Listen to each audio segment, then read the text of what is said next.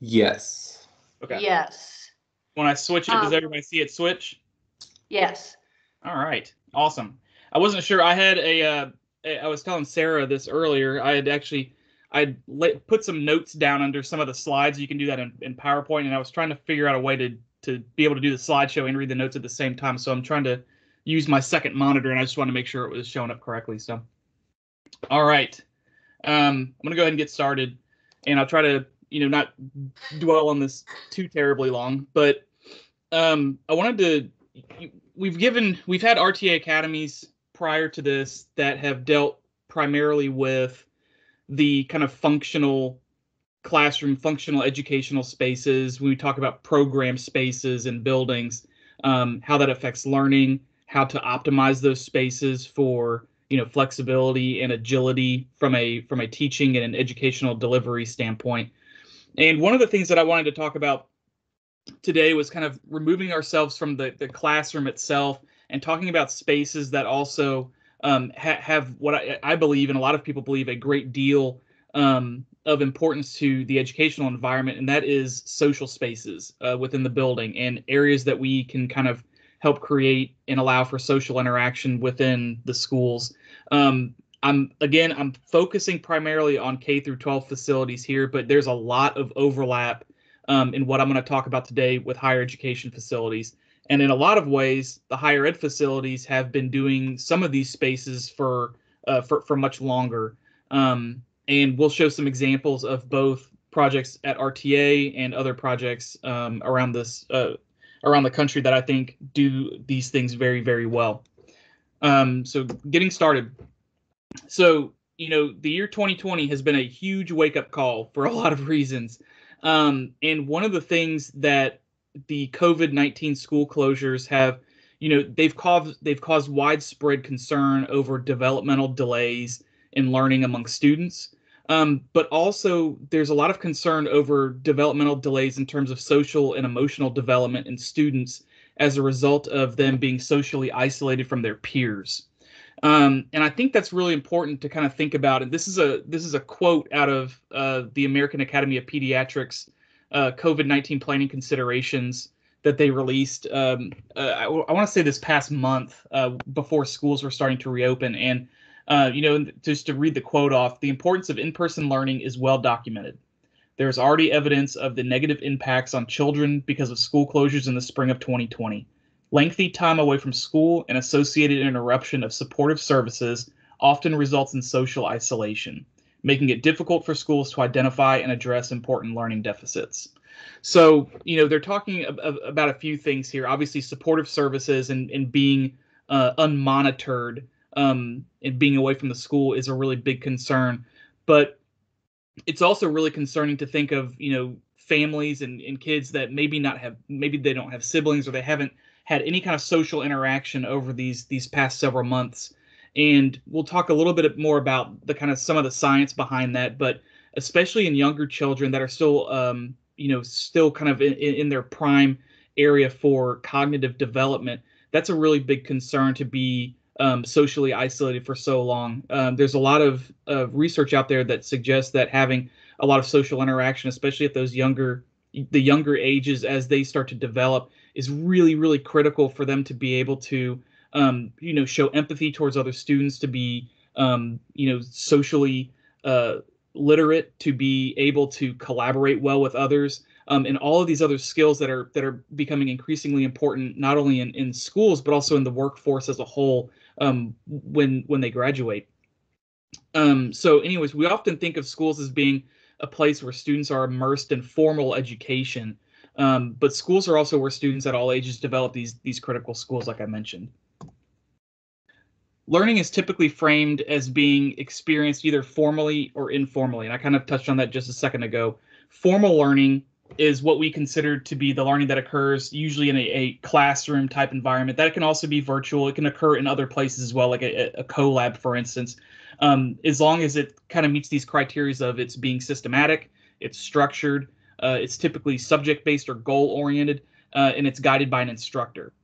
Informal learning, on the other hand, is unstructured. It may involve play, so think about outdoor classrooms and areas outside the building.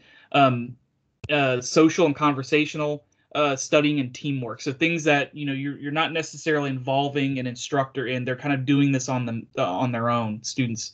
Um, while formal learning is what often comes to mind first when we talk about schools, informal learning is critical for social and emotional development. And a lot of people will argue that this development is crucial for students to actually develop the empathy that I talked about just a minute ago, but also cultural awareness, and the ability to have positive social interaction. Positive social interaction is foundational for students to be able to effectively collaborate, which is becoming, as I mentioned before, increasingly critical in student-centered learning methods, so project-based learning, mastery learning, as well as expectation for 21st century graduates. And so what we're starting to see in schools too is that we're starting to really blur the line between where this type of learning occurs between formal and informal. And we have a big, there's been a big push to have these collab spaces, extended learning areas outside of the classroom. And so when I talk about blurring the lines, those types of spaces start to do that. You have spaces that are now, more versatile for that the formal type learning where you can bring a classroom into that space, but they're also being used as a space where students can kind of pull off to the side and have a conversation, or work on an assignment together without the guidance of an instructor necessarily. So understanding that informal learning most often occurs outside of the classroom in places considered the third place in education, outside of the home or the classroom. I think we ought to really be giving more thought to creating spaces that are conducive for this type of activity. We talk a lot about classrooms and labs and resource spaces and these other, elements of a model program. But I want to talk about the areas outside of the classroom that we would consider being the third place. And where does this occur? So the third place is a term that psychologists describe the third place as a setting outside the home and work where socializing, eating and drinking, reading, studying, and relaxing in the company of others takes place. The third place is where informal learning occurs. Therefore, it is important that all learning environments allow for social and informal interaction to take place. That's from Prakash Nair. He's an architect. He's an educational researcher, and he does a lot of writing on the topic of 21st century learning in schools. This excerpt was from his book Blueprint for Tomorrow, Redesigning Schools for Student-Centered Learning. So, where does this type of learning occur during the day? It occurs in hallways, it occurs between classes, it occurs during recess, this occurs during lunch. We see this occurring during class period as well. There's plenty of times where students are working together, studying together, working on assignments outside of the classroom in the halls or shared spaces within the building or even outside. And one of the really good examples that we have of this was, I think a lot of people can resonate with this as well, but when we were working on Woodford County High School, for instance, we were starting to do some of our initial walkthroughs on the building. There were tons of students in the hallways, just laying in the hallways, and they were reading, they were making up a test, they were working together on an assignment.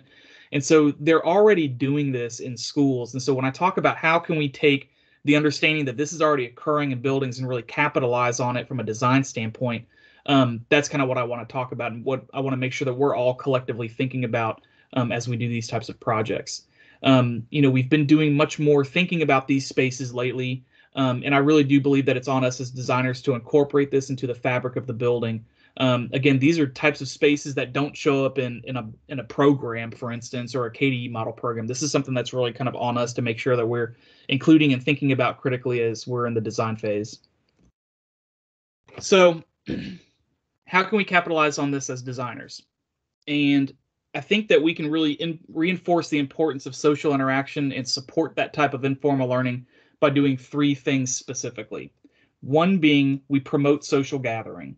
We create spaces that welcome social interaction among students. We also create spaces that promote intentional collaboration. And I say intentional because I want to make sure that we're really giving thought to these types of spaces. And I think in the past, everybody would recognize this kind of like empty box common spaces that were kind of built in to a lot of schools, and nobody uses them. There's nothing to do there.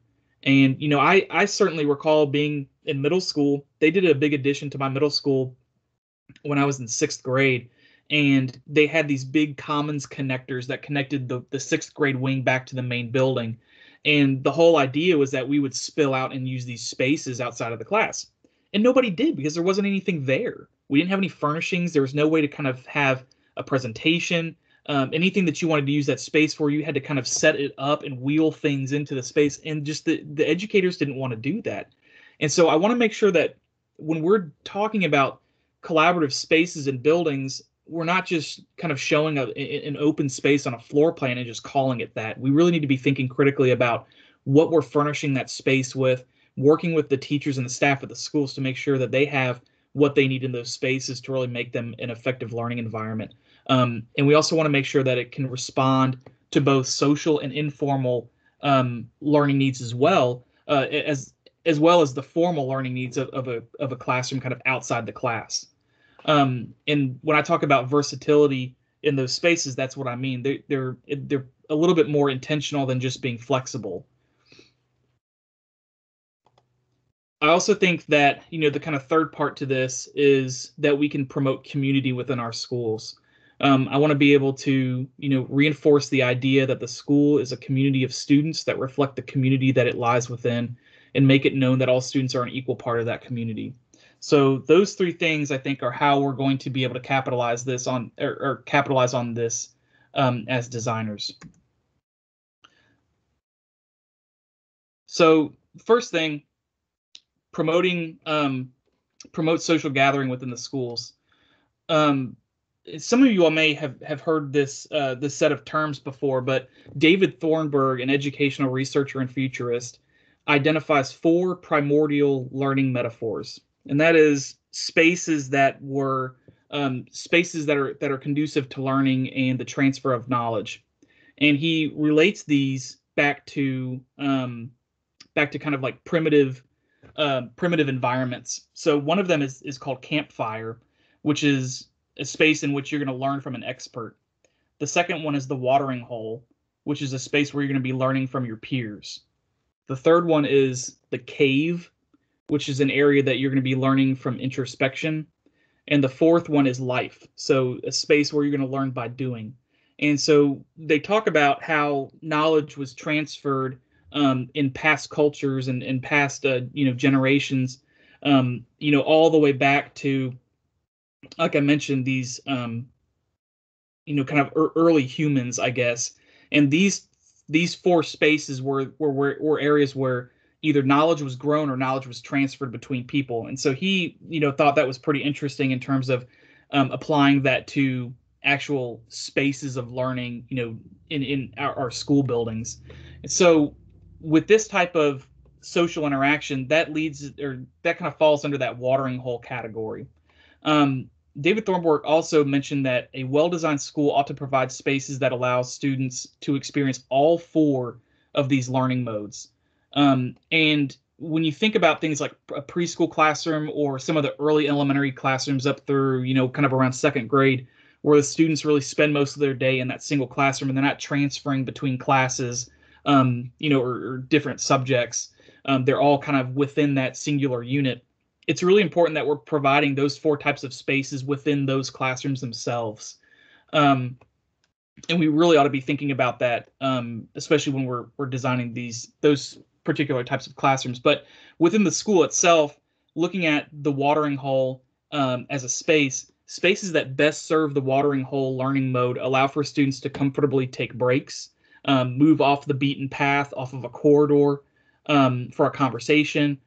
They also provide a space for brainstorming with other students, and also a place to charge a phone or a computer or something like that between classes, as well as being able to share information with peers. So I'm going to go through a few examples of some of these spaces and ones that I think do this very well. So this one here is an example of Bluestone Elementary. It's a VMDO project in Virginia. But this is I like this space, not so much the rock wall is pretty cool, but what I'm talking about is kind of the space off to the side. They've created this little, alcove area down the corridor that has tables and chairs kind of lined up against it. So students can kind of pull off of that. They can, have a meal together. They can sit there. They can have conversation with each other. And it's in this kind of, crafted backdrop with, graphics and things like that. And it's just like it's just a really great space. I think this is a really great area for being able to kind of pull off that beaten path a little bit. And again, this isn't something that's necessarily a programmable space, but I think it works really well from a social interaction standpoint. The second example is Sandy Hook, and I hit L instead of K. I apologize on the title down there. This is the new Sandy Hook School in Newtown, Connecticut. One of the, locating these types of spaces off of the main path of travel, like I mentioned before, takes advantage of what I call eddies. So areas where, as people are kind of moving through, you can kind of branch off of, let's say, a communicating stair, for instance, like in this image. A lot of people going back and forth up and down that stair. This provides a space that's directly off of that, where students can kind of gather, and they've provided a lot of, comfortable furnishings, flexible furnishings here, but they also kind of have that hard, kind of built-in bench that's directly at the base of that of that stair for students to gather and have a conversation. Also, what's great about this space is that it's obviously taking advantage of daylighting and views. And it varies the types of seating that are in that space, both from a flexibility standpoint, but also kind of from a hard to soft textural standpoint. What's great about this too is that they have a change in flooring as well, and then a change in the ceiling height over that space. So this is if you look at the floor plan of Sandy Hook, it's kind of right in the middle. It's off the main entrance. There's two communicating stairs, and this space occupies between them. This is another example. This is Rodriguez Elementary. It's a Perkins and Will project in Texas. This is one of their spaces, kind of again off of one of their corridors, that has these small kind of cove spaces where students can get into, and they can have between 2 and 4 students working together. They've got the kind of acoustical panels behind that, so you have a little bit more of a acoustical insulation between those spaces. It's a little bit quieter in those areas, and they also have spaces outside of that with varying types of furnishings. Again, taking advantage of daylight views, the color in the space. This is another example that I think is really successful from a kind of a space that's really built for good social interaction among students. This is Discovery Elementary. This is another VMDO project up in Northern Virginia. I think this is a really great kind of early elementary social interaction space. And one of the reasons I really like this one too is that it has a variety of seating and interactive elements. So the whole the word puzzle, the word find board on the background, the Scrabble kind of setup, I think is really cool. And so they've done this on several projects where they kind of have a magnetic interactive board in some of these spaces, and I think that's really great especially for younger students to be able to kind of play around with that while they're transitioning between classes. And again, it also provides this range of types of furnishings here, and it also accommodates both formal and informal learning opportunities. So this is obviously in this sense, this was what we would call that campfire space. It's being used in that fashion, but this would also kind of fall under the watering hole as well. This is I apologize for the image. I was trying to take a still image of the video from the Bowling Green High School walkthrough, but I think that some of the most successful spaces for social gathering can also really do double duty as a collab as well. From kind of from a space that really works well for a small group study or for kind of a quiet space function during class periods where students can kind of pull out and they can kind of work together. And I think this space is a really good example of that. So this one isn't so much about a space for presenting work or gathering as a class as much as it is about really that kind of social space. But it can do double duty as a collab, as I mentioned before, where students have a place where they can kind of sit there, they can work on an assignment together, small groups, all the way down to kind of a single student working together. And then taking cues from higher education projects. So this is the Ogden College at WKU, and so a couple spaces here that I think are that I think would easily translate back into K-12 projects. The step seating space there on the image on the left, off of a main corridor area or a confluence of corridors, kind of taking advantage of that eddy space that I was talking about. And the same thing on the right-hand side, an area where it's a little bit more You've got a range of different furnishings. You have a transition in the flooring type. The ceiling kind of hangs a little bit lower in this space. And that's another great way of creating an interactive social space for students that can be used both kind of formally and informally. So the second thing that I think we can really do to capitalize on this is to promote intentional collaboration. And I kind of started to get into that a little bit here with those past couple images, but I wanted to walk through a couple projects that I think do a really good job with this as well. This is that same elementary school, the Rodriguez Elementary, that Perkins and Will did in Texas. And it's a 2-story kind of volume here. And on the second floor, they have the stack area for their media center. There's a social stair that kind of connects these two spaces. And then they have these kind of varying kind of spaces for small groups, kind of individual study, and then kind of classroom size spaces. So they're working at these different scales within this one large area. I really like this collab setup here that they have on the lower level. And I like that because they have really thought about how they're going to be able to present in that space. So students being able to present work is really important, and finding space for them to do that is really important. And we've heard that request from several clients here lately on projects. They want more space for students to be able to present and defend work, whether that be with other students, whether that be in a classroom format. But anyway, so having the projection screen, the ceiling mounted projector there, as well as a sound system, I think is really a great take on that kind of collab environment. Variation in seating. So they kind of have like the hard tiered seating off the social stair, but they also kind of have these soft, flexible chairs that can move around in that space as needed. And storage. So they have both, they've got a series of cabinets that can be locked.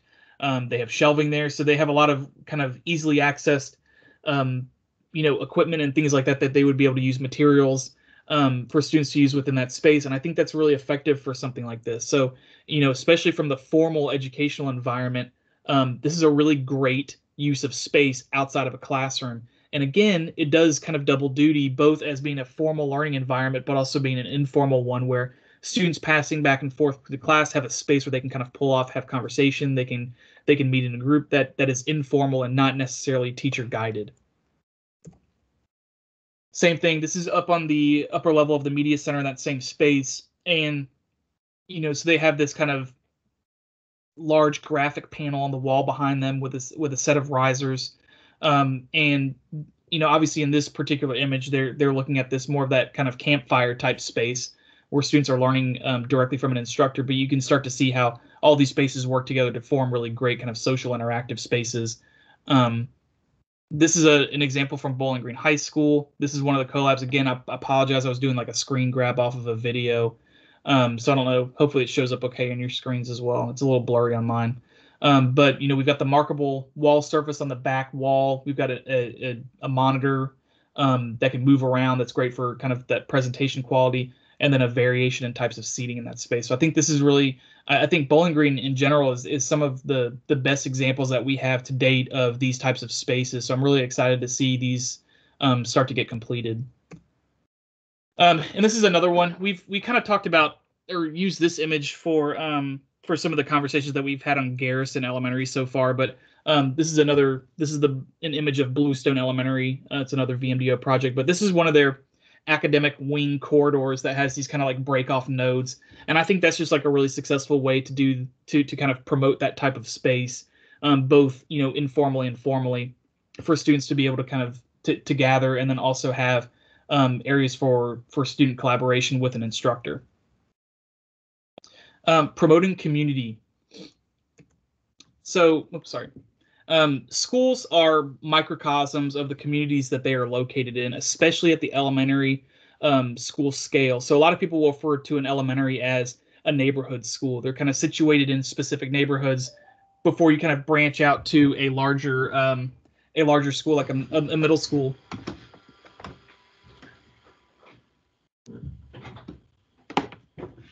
Sorry, our Roomba just started, so I don't know if y'all could hear that in the background. But my our speakers, my headphone speakers have not been working very well, so I went ahead and tried to present from home today. That would be a little easier to kind of speak. Anyway, so as such, we ought to think about schools, in terms of them being a microcosm of the community. We ought to really think about schools and the design of them through the lens of the communities that they're situated in. Most schools don't adequately represent their communities in the design of those buildings. And, one of the examples that I've heard before is, if you're blindfolded and dropped off into a random school, are you really going to be able to tell where you are, what community you're in? And probably not. I think a lot of schools, especially schools that were built in, the 60s, 70s, 80s, even into the 90s, were really, it to me seemed removed from their communities. And again, if you were to be dropped off in those facilities today, I don't think you'd be able to tell exactly where you were, what community you're in, what state you're in. So kind of going into, talking about the community and understanding that that's a microcosm of the community that the school is situated within, it's also important to understand that the school community itself, much like other communities, has its own climate and culture. And this gets really important when we talk about school safety from a bullying perspective. And I'm not going to go too much into that today, talking about school communities, but there's a difference between what they consider to be school climate versus school culture. The climate is the school's effect on an individual's experiences. That includes teaching practices as well. It deals with interpersonal relationships between students and staff, and the diversity of the student body. The culture of a school is more of like a macro level. It's the way that teachers and other staff members work together to create a set of beliefs, a core value system, and assumptions that they share and they're able to share with back with the students in those schools.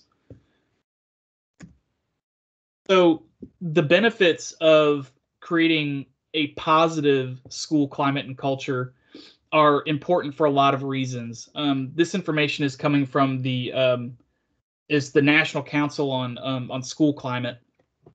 But we see improvement in student grades. Positive school climate perceptions on improved grades was strongest for homeless youth and youth from one-parent homes, suggesting that school climate can act as a protective factor for the students, can help close the achievement gaps by alleviating the negative impact of poverty on some urban schools.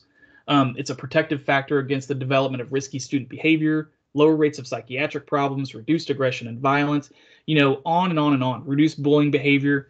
And so, lessened emotional exhaustion, depersonalization, and feelings of low feelings of personal accomplishment or school personnel. In our effort to promote community in the school, I think that we really need to be striving specifically to promote a positive school community. And I think that from an architectural standpoint, I think there's a few things that we can do to really kind of hone in on this. And I see us having an impact on this primarily in 4 different ways. One being thinking about how we incorporate graphics and branding of these school environments on the schools themselves, how we allow for the display of student work, how we reinforce safety through passive design, and how we promote inclusivity in design decisions throughout the process. So graphics. And, I'm going to share a couple examples that I think, this is a VMDO project as well, but there's a lot of really good examples of strong use of graphics in school environments. And I think that's something that we're starting to really kind of wade into the waters with a little bit, but I definitely wanted to share some examples that I thought were really strong examples of how to use graphics in an educational space. So, informal learning opportunity for history here, the culture of a space, as well as the geography that's specific to the place itself. So, in this example, you've got this kind of wall graphic panel. It's got signage incorporated within it, and it also has kind of that information bar infographic there on the right-hand side. And I think that's great. I think that's a really great way to kind of instill interest in students as they kind of pass by that space. It reinforces connection to a community. So this tundra type space refers to the small learning community that's part of that school. It also can instill a sense of pride in the school community as well, in terms of graphics that relate to a specific school or the athletic team, things like that. This is another example. This is that Bluestone Elementary that I had a few images of previously, but one of the things that they've done from a graphic standpoint that I think is really, really strong is they are able to use graphics that then identify back to the small learning communities within those buildings. And so the image on the left is a series of floor plans of Bluestone Elementary. And what they've done is they kind of have a subterranean level, kind of like walkout basement style level of that building, a first floor and then a main second floor of the building. And what they've done is they've kind of related each of the floor plan levels back to the geography directly surrounding that region. So the lower level is the caverns, like the Grand Caverns in Virginia. The first level is the Shenandoah Valley. The second level is the mountain level, the Blue Ridge Mountains. And so all of their graphics within those spaces relate back to those kind of 3 tiers. And they've done this on, I mean, not just educational projects, but they, kind of through the gamut of their work. There's a building that they're getting ready to open up in Northern Virginia that is a community center called the Lubber Run Community Center. It's a really great project. It's a big net zero project, but it also kind of occupies an interesting little site. And so they've taken cues from how they've designed that from the kind of subterranean level of the building all the way up through the building, kind of at a quote unquote forest level, forest canopy, by using, glulam beams and things like that. And so their ability to kind of design these things into their buildings, runs kind of across the gamut of their building typologies. But I think it's really great, specifically at the K-12 level. So this is an image. Again, I'm sorry for the bad image quality there on the left, but that's from the walkthrough video the other day. But this is a really great way to kind of reinforce that pride in your school community, and we're starting to see this at Bowling Green High School, for instance. But Arden had shared with me some of the drawings that they had sent out for these graphics. And so on the right hand side, both of these occurring in stair tower conditions in the building, but something that's passed by very frequent within the school, provides this really great backdrop that reinforces where you are, your community, things that are important. So the kind of the text that they have listed out on this back wall kind of reinforces the core values of that school as well. This is some images. These are some images from Arden that some of these she's currently working on right now for the STEAM Academy. And so we talk about, graphics that reinforce the school community. I think this is a really great example because it really talks about the identity of that particular school, and it has the ability to tie in student work. So I think what Arden was telling me was that the hands on the upper image, she's actually taken some student work examples from the previous STEAM Academy and from some of the students there, and she's incorporating that student work into the new graphics. And so if you've ever been to the existing STEAM Academy, you walk through that space and they've really made that place their own. They have stuff all over the walls. And so we're able to take cues from that previous building and bring that into their new home at the STEAM Academy in the project that we have under construction right now. So I'm really excited to see these as they start to go up on the building. But these are three different graphics that she shared examples of with me. So student work. Speaking of the STEAM Academy, so displaying student work, we want to do that in a way that encourages, supports, and celebrates student successes. I think in a lot of schools, students don't feel that their work is celebrated enough in those spaces. A lot of times when we put in display cases in buildings, it's taken over very quickly by athletic trophies and things like that. So especially for non-athletic students or students that don't kind of see success in that area, we want to be able to also celebrate students that are strong academically, but also kind of across the board. We want to be able to celebrate the work that all the students are creating within that building. And I think one of the big things that does is, in terms of promoting community, is that it reduces anonymity among students. And so students, they feel more seen. They feel like they're not kind of getting pushed off to the side continually within the school environment. And this is a really great way to do that. The image in the background is from High Tech High out in California. It's I think you all have probably heard of it before. It's a charter school system, but they have a really kind of unique approach to education.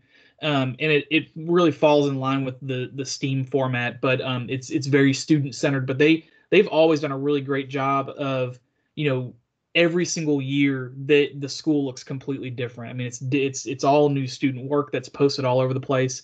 It's hung from the structure above. It's posted to the walls. They have display cases, a lot of transparency between the classrooms where they're kind of showing off that work. And I think that's just a really great way to kind of help build community within your school.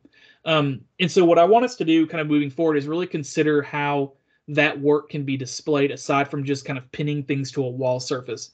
Where are spaces within the building, off of a main lobby, some of the collab areas, places where students are going to be passing by very frequently, that we can kind of create some sort of built-in, environment for showcasing student work. Work out of the art classrooms, work out of science and math and anything that they feel like they want to be able to display. I think if we create space for them to do that really well, they're going to be more apt to actually to go through with that and post that student work. Reinforcing safety through passive design. So again, kind of going back to the whole kind of building that community. Having a lot of transparency between spaces allows students to be seen and feel like they're being seen in those spaces, and really trying to avoid enclosed stairs and kind of hidden nooks off of, where students can kind of go and hide. We know that those spaces tend to see a lot more bullying activity. So when we start to think about how do we prevent bullying and some of these underlying issues, I think a big part of that is really building that strong school community. And so these are some ways that I think architecturally we can have an impact on that. And then the last one being promoting inclusivity within the schools. And I'm using this image in the background. This is the Hunters Point Library that Stephen Hall Studio designed. And this is something that Jeff had shared in the email not too long ago. But this is a really great example of just like a failed design concept, right? I mean, this is not an inclusive space. And I want us to start thinking, the reason I shared this particular image is that it's had a lot of press lately, but I see a big similarity with this type of space and in social stairs in schools. And I'm starting to feel a little bit like social stairs themselves are not inclusive spaces. And so while it seems like it's a great space for students to kind of gather and hang out and socialize between classes, the issue that I have with it is that if you have a student that is wheelchair bound, or you have a student that got injured in, an athletic event, and all of their friends are kind of hanging out there in the middle of the social stair, they can't access it. And that then becomes an exclusive space. And so I want to make sure that we're thinking critically about things like that and trying to do the best job that we can to make access for everybody within a building a really kind of critical part of the educational environments that we build. This also goes into rethinking things like restrooms, and we've talked about that a little bit before as more inclusive environments and how we might start to make those spaces more inclusive for all students. And then it also ties back into displaying student work and projects to celebrate, the achievements of all students, not just athletic achievements necessarily. So that's my last slide. Does anybody have any questions?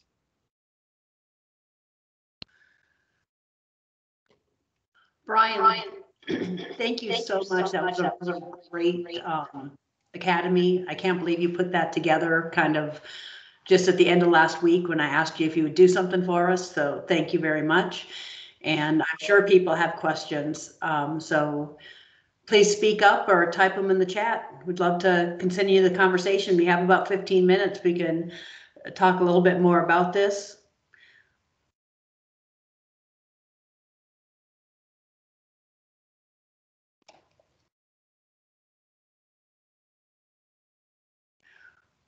I don't know if people are talking and they're just on mute, or if nobody has any questions or wants to have any conversation on this.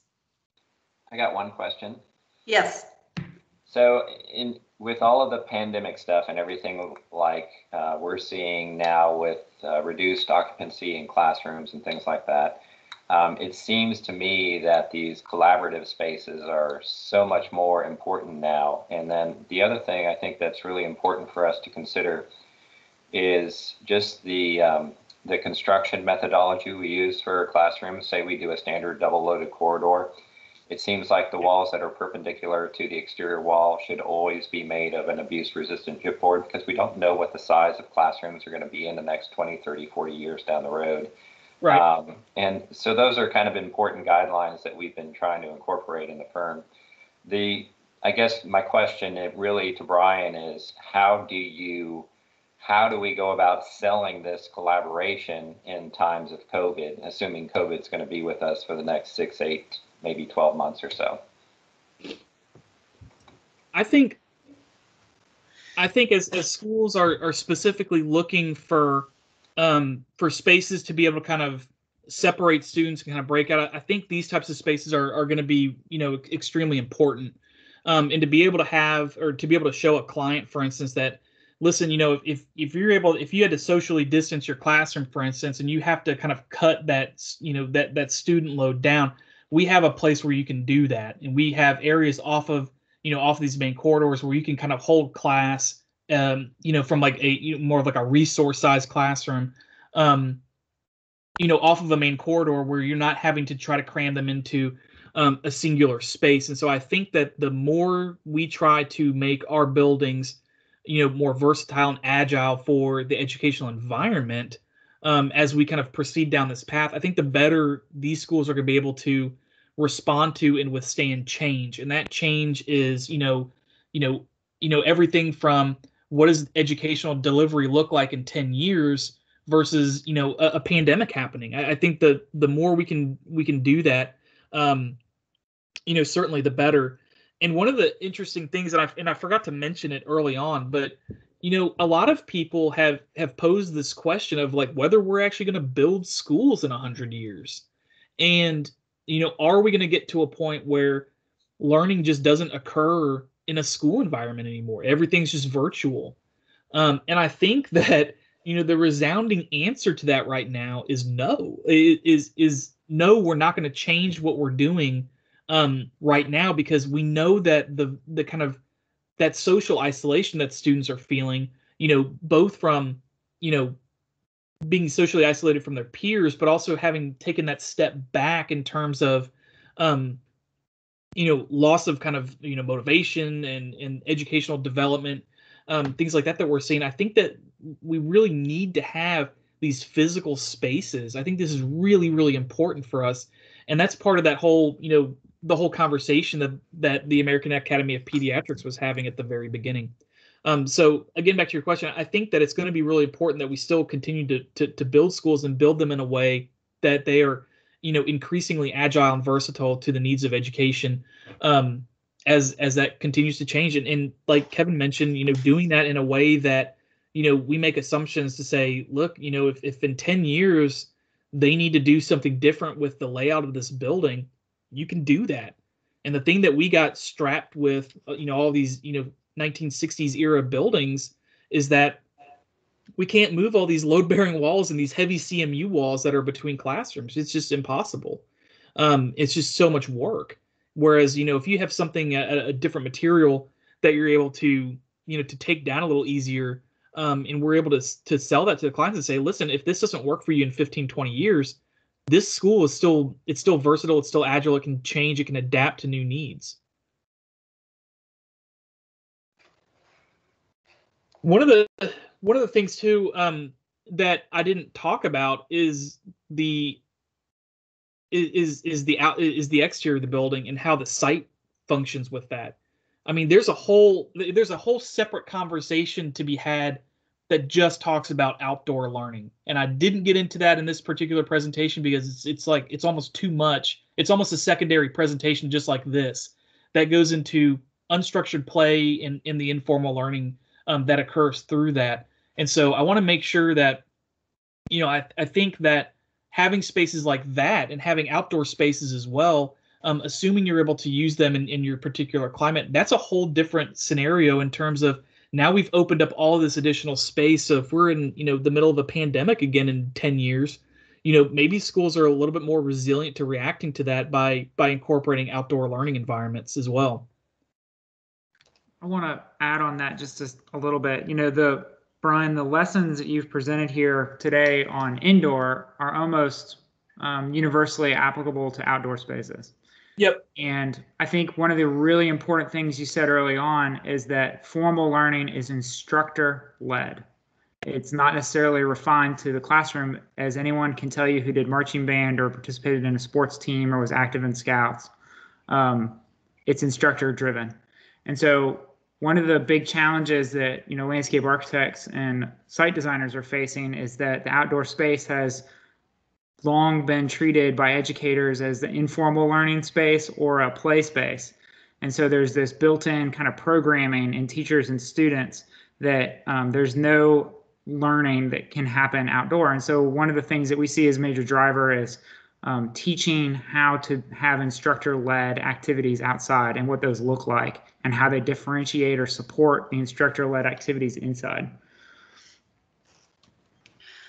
Great. Maybe in the future we can have a whole RTA Academy about talking about those outdoor spaces and some good examples of outdoor spaces, because I think those are a very valid point about how outdoor spaces contribute to the student environment. We are almost out of time. I'd like just to add one thing is last week I sat in a webinar that VMDO Wick Knox spoke, and he used Discovery Elementary School as his case study, and you showed some of these other schools that VMDO has done also.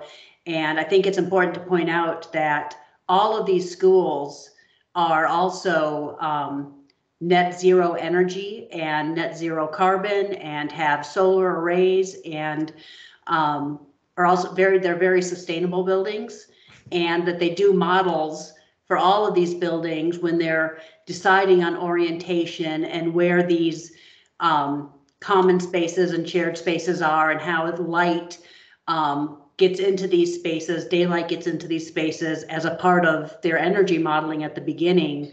So these spaces are not created accidentally. There's a lot that goes into really deciding where and how they work in the building.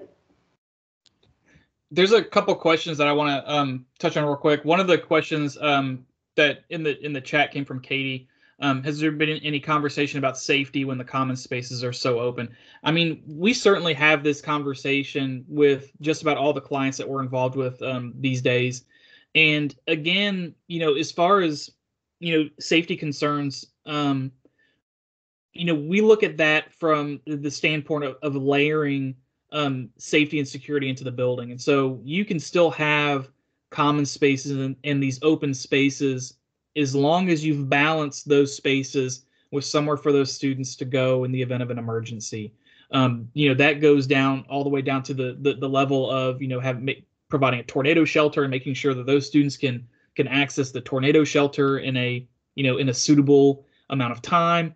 And also just in terms of internal threats to the building. So, some of the really great examples that I've seen, have these extended learning areas that are between classrooms. And so students in those areas, if the building has to go on lockdown, for instance, they move into the adjoining classrooms that are just next to them.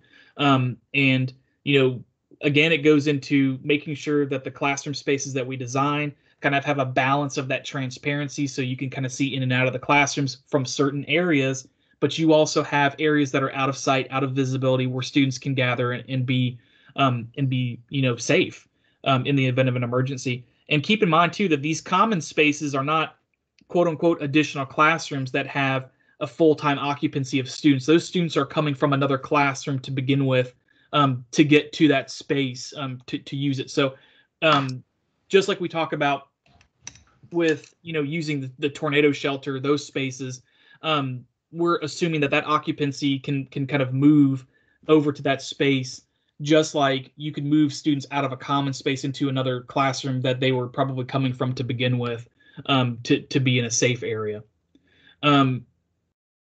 then Jeff had a question on tips or thoughts on how to have educational conversations with teachers so that they actually use these spaces. So I know from our experience at Woodford, for instance, the teaching staff at Woodford was really, really interested in having collab spaces outside of the classroom to be able to do, kind of co-teaching, assignments with other teachers, have the students be able to use those spaces to make up tests, to do studying, kind of working together in those areas. So I felt very confident that kind of anything that we gave them, they were going to use.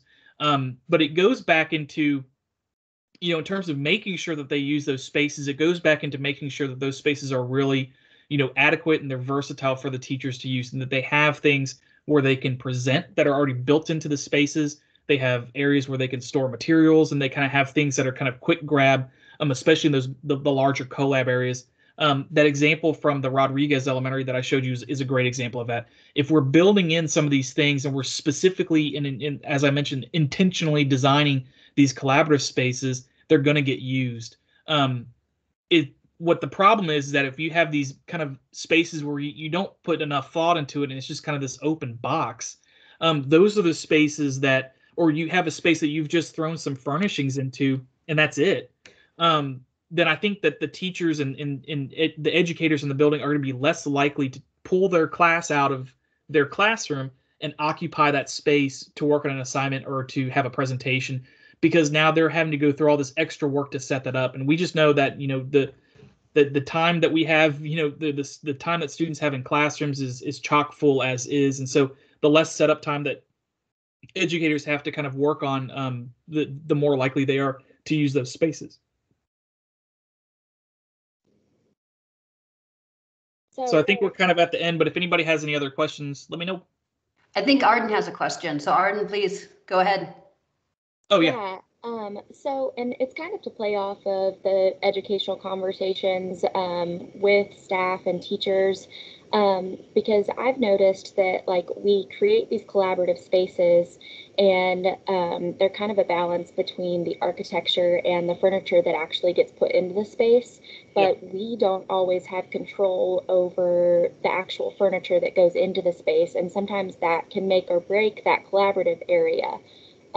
So wondering how we can kind of integrate the importance of flexible furniture being used in those spaces, especially to teachers that aren't really ready to use things like the mobile chairs with desks, or the seating that kind of gets moved around all the time, that kind of thing, because I think in conversations with some teachers, it's hard to get them on board with that type of furniture. And if we're not specifically doing the furniture package, we don't have control over what they put in there. So if we create these collaborative spaces that are successful, but then they put traditional desks in those spaces, it becomes unsuccessful.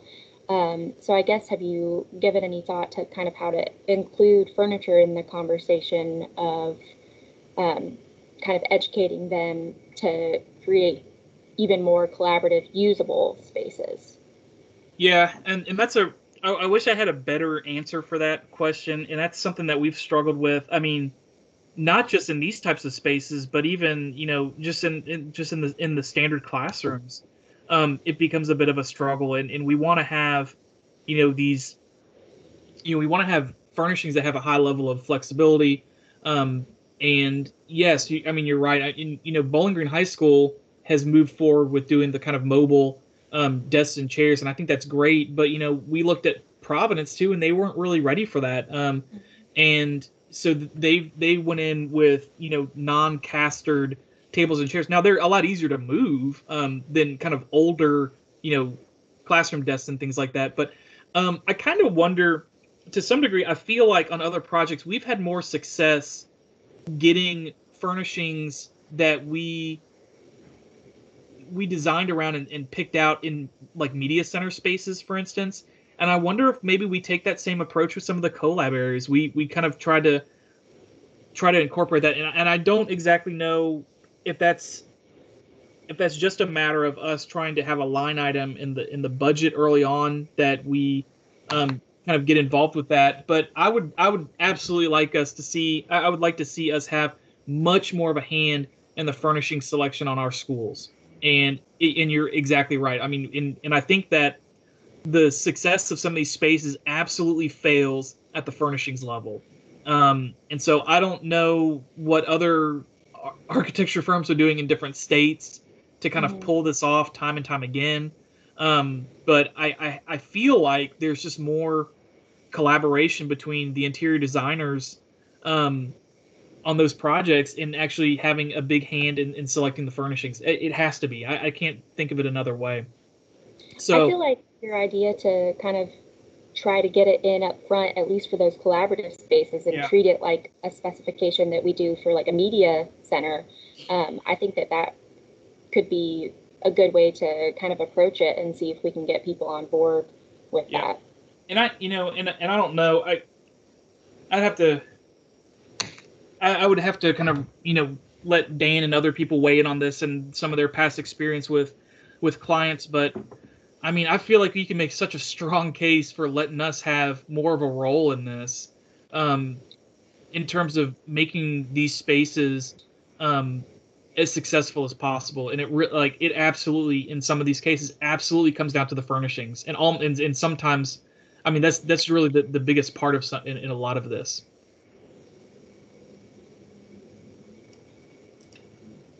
I think it's having an opportunity to educate the client as to what services we can afford and what value comes with those services, because it's easy, I think, just to see it as, well, here's just another way of them getting a fee, as opposed to understanding the value. As we have more and more examples of how that's been successful, I think that gets to be a lot easier. And we certainly have clients now that we can call upon to give testimonials to potential clients. So, I mean, it's very encouraging, but after they understand the difference as to what function the furniture can play, and not just a function, but multiple functions, I think our job as designers working with them will get easier. We just have to keep chipping away at that. Yeah, I agree. Thanks, Dan. Any other questions? It's 9:32 now. So I think if anybody has any other questions, just go ahead and shoot me an email or message me on Teams, and I'll get to you. All right. Thank you, everyone, for participating this morning. And thank you, Brian, in particular, for putting together a great presentation, and Jonathan for a great design minute. And wow, whoever goes next, the next RTA Academy is really going to have to step up to be as good as this one. So thank you. Yes, thank you, Brian. Yes, great, Brian. Thank you. Thanks, Brian. Wonderful.